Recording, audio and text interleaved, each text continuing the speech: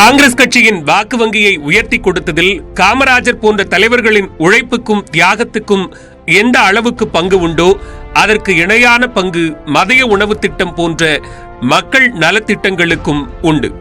சரியாக சொல்ல வேண்டுமென்றால் சுதந்திரம் வாங்கி கொடுத்த கட்சியான காங்கிரஸ் சுதந்திரத்துக்கு பிறகு நடந்த முதல் தேர்தலில் மைனாரிட்டி அரசையே அமைத்தது.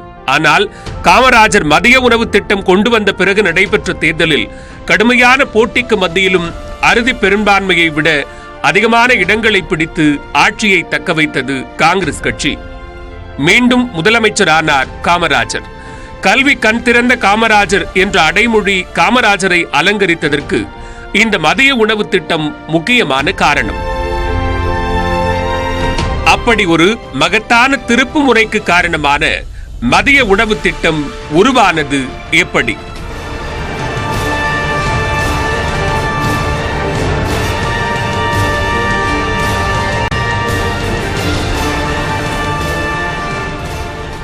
காமராஜர் முதலமைச்சராக இருந்தபோது கல்வித்துறை இயக்குநராக இருந்தவர் நேத்து சுந்தர வடிவேலு. அவர் பள்ளி விழா ஒன்றில் பங்கேற்றிருந்தார். அந்த விழா நடந்து கொண்டிருக்கும் போது திடீரென சில மாணவர்கள் மயக்கமடைந்து கீழே சரிந்தனர். என்ன காரணம் என்று விசாரித்தார் நேத்து சுந்தர வடிவேலு.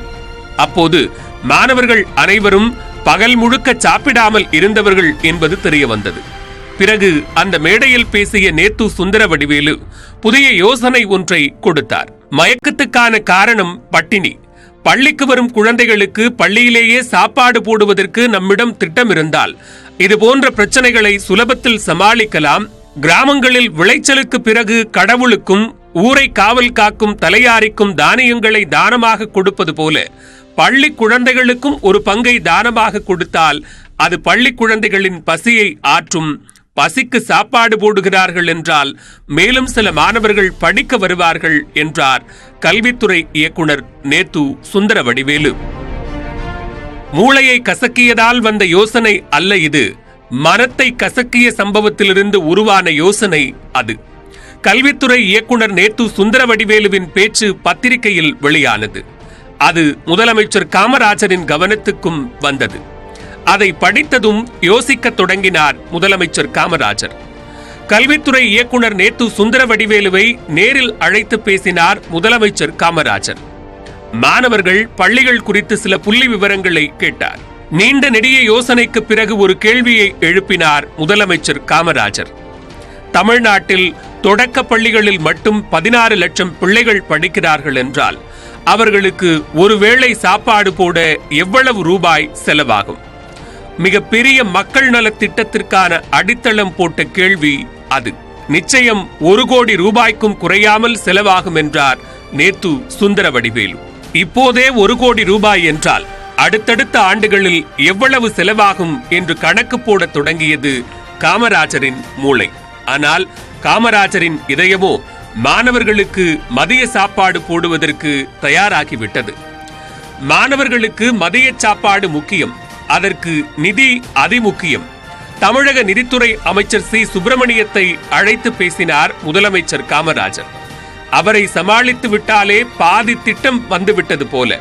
பிறகு அமைச்சரவை கூட்டத்திலும் மதிய சாப்பாடு திட்டம் குறித்து விவாதித்தார் காமராஜர். பேச பேச ஒரு விஷயம் புரிந்துவிட்டது முதலமைச்சர் காமராஜருக்கு. மதிய உணவு திட்டத்தை அமல்படுத்துவது 5 கடல் 6 மலைகளை கடப்பதற்கு ஒப்பானது. அதிகாரிகள் போலவே சிந்திக்கும் அமைச்சர்களும் அத்தனை சுலபத்தில் ஒத்துழைக்க மாட்டார்கள்.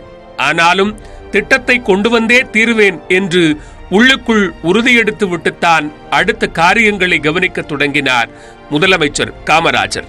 மாநில அரசிடம் நிதி இல்லை என்றால் பொதுமக்களின் உதவியுடன் தன்னார்வ திட்டமாக கொண்டு வரும் முடிவுக்கு வந்துவிட்டார் காமராஜர்.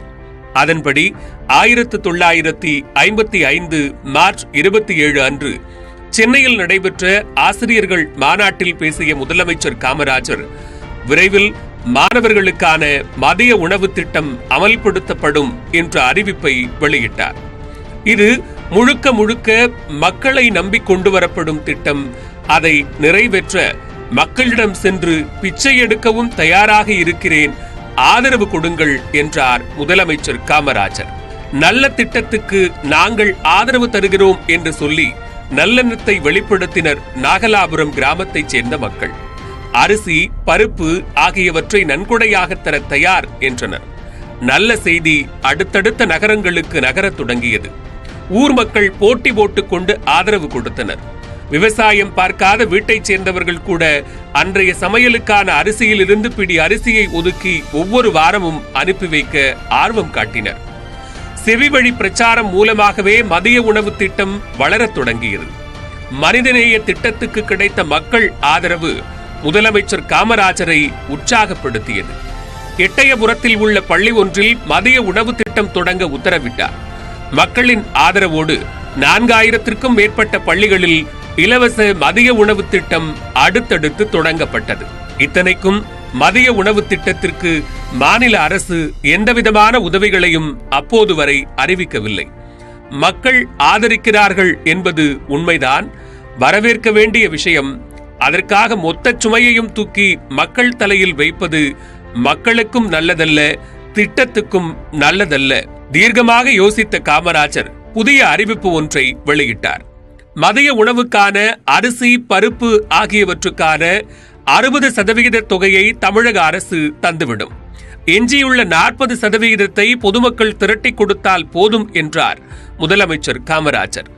மக்களை உற்சாகப்படுத்திய அந்த அறிவிப்பு தமிழக அரசின் நிதித்துறை அதிகாரிகளை பதறச் செய்தது.